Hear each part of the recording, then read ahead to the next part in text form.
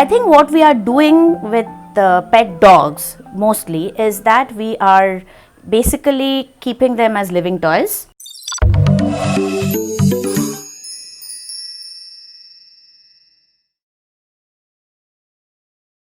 Welcome to Talking It Up. Professor Anindita Bhadra is back with us. As you know, she has been doing a lot of work with stray dogs as such and their behavioral aspects. So we have an interesting question for her. We will not talk of stray dogs today.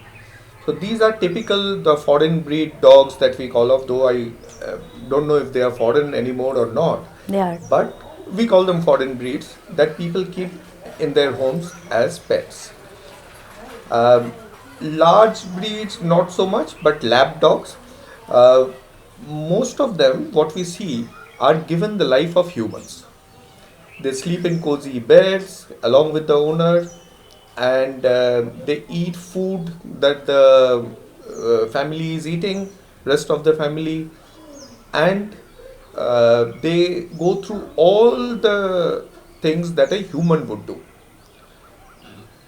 The question which has come is that good? I'm sure most of us will say no, but how ethical is it? And why is there nothing that we can do to stop these things? Interesting question, because this is again something that I have often discussed with people who work on dogs, not in India but in Europe and the US, because most of the dog research across the world happens in those countries with pet dogs. And in those countries, actually people always thought that dogs belong to people's homes and that they can only survive as pets. And when I started work, I started getting questions of, how can dogs live on streets, how can dogs eat biscuits and stuff like that. So now, question of ethics.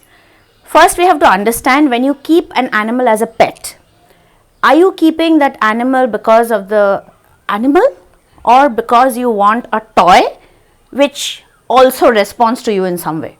I think what we are doing with the pet dogs mostly is that we are basically keeping them as living toys.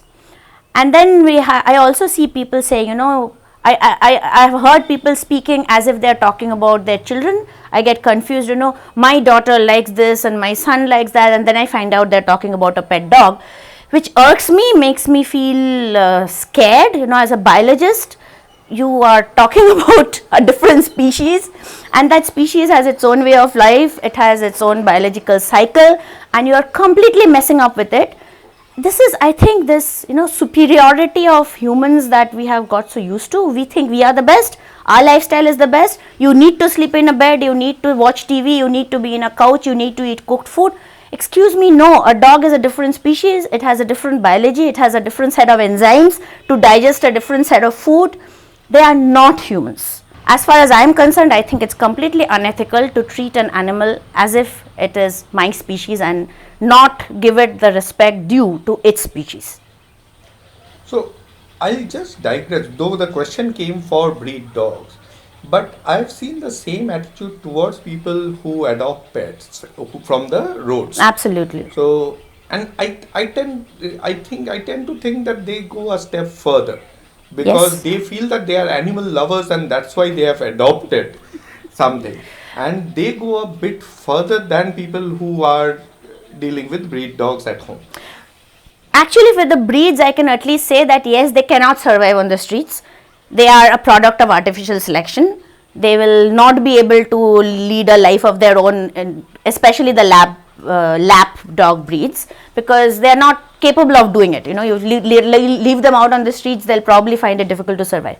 But for the stray dogs, they actually had a life. Our research shows they live in family groups. They have very complex social interactions. They have their own societies. And then we think that we know best what is good for them. They need to have a bed, they need to eat our food, and they need to watch TV. And that is why we adopt them. I mean, I often tell people, suppose tomorrow a monkey comes say a Hanuman langur comes and tells you, I am taking your son with me, don't worry, I am going to keep it, give it a very good life, give him the best fruits to eat, teach it to jump from one tree to another, and treat it like my own. How would you feel? That brings up, because thoughts come to mind, and there's something very funny which keeps on going on in my mind. See, we don't understand pet language, and I think of a day when we start understanding the language of a dog and feel that they're talking to each other, saying that look at this bunch of idiots who have a much lower life than us, trying to give us their life. So probably that's what you are trying to tell us. I don't know whether it's lower or higher. We have a different life. Let's accept it.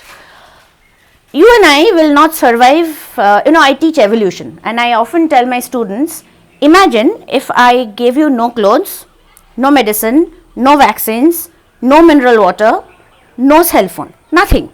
Just you as a biological entity. I leave you in a solitary island. How long do you think you'll survive? You don't have tools, you have nothing. You'll probably die of diarrhea, right? Forget everything else. Most animals would not. Where we think, oh my God, this dog is being given food on the street and it's going to eat it. He has enzymes to digest it, it's okay. That is what they are supposed to do. They will eat raw meat, digest it. That is what they are supposed to do. Their enzymes will do it, ours will not. Yeah, it's very funny how we deal with species who are non-human and feel that we need to protect them. So, yeah, one quick question, because you talked of clothes, and I'll end with this. Furry lap dogs. I've seen their owners putting on clothes, and pet shops selling those jackets in premium price. And they are putting it on that especially during winter, that they'll feel cold. Don't you think that this is actually animal cruelty? Because they cannot say that they are feeling claustrophobic or something like that. I don't know, but we have learned that furs provide insulation. Yes. And they can take care of themselves. Of course. They will. And if it, so for example, you drive up to Sikkim or to any place in Himachal, as you go higher and higher, you will see the furriness of the stray dogs increasing and the size increasing. Very basic biological theory known for ages. As you go from lower to higher altitudes and lower to higher latitudes, the body size will increase, probably fur will increase, because that is what is required for survival. It's basic adaptation. Now, if a dog already has fur and then you are giving it a jacket to wear in winter, you are either making it, I don't know, maybe feel claustrophobic. And if the dog is out there on the street and you are putting a jacket on it, you don't know what else you are adding to its discomfort. All, the dirt and everything catching onto the clothes, because people put clothes on stray dogs these days. And it gets wet. And it gets wet in the mist and dries on the dog, probably can give it pneumonia, I don't know. And also, I'll add to that, think about people who keep, say, Alsatians in a climate like ours. It would be torture to the dog. It has so much fur because it is from a region which is primarily cold.